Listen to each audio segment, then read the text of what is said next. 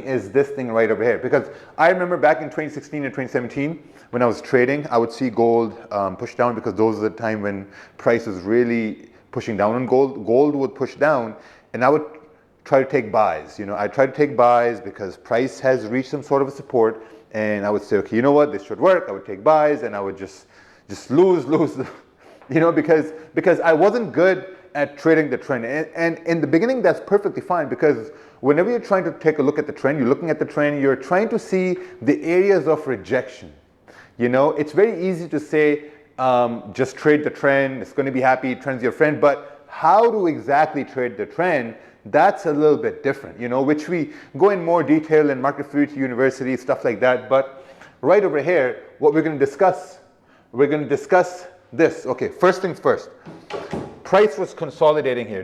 You can see price was consolidating, whatever, right?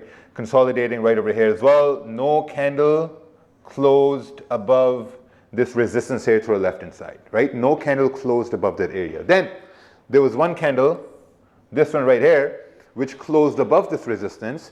And then someone could say, okay, like, you know what, now we've closed above this resistance, so now there's a high probability for the next candle to continue pushing up, provided there's volume in the market. Provided there's volume in the market. That's the only, because you got to look at it this way. Whenever price is consolidating, volume is going to be your weapon where price is going to go.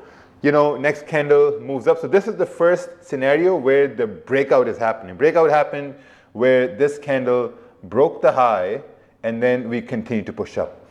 Before this candle broke the high, this candle moved down, breaking the low, and then we moved up. Now this is the first scenario where someone can say, okay, you know what, I'm gonna wait for price to break above resistance, and then I'm gonna take a buy. I'm gonna wait for the candle to close, and then I'm gonna take a buy. What happens is sometimes the candle just continues pushing up. So I remember in our community, there were some people who took buys right over here, anticipating price to move up, and we did move up, but there was a majority, and even also, like, you know, maybe majority of you guys, you were waiting for the candle to close or waiting for some sort of a retest to happen for price to continue pushing up. You're probably waiting for something like that, you know, and that's perfectly normal, because when I first started in the beginning, I would look for a, like a retest to happen for price to move up as well. That's what, like, you know, my plan was. But now price is trending up. You know, this is a session, whatever the session is. In this session, we're moving bullish. What do? We wait for a candle to possibly retrace a little bit. Now,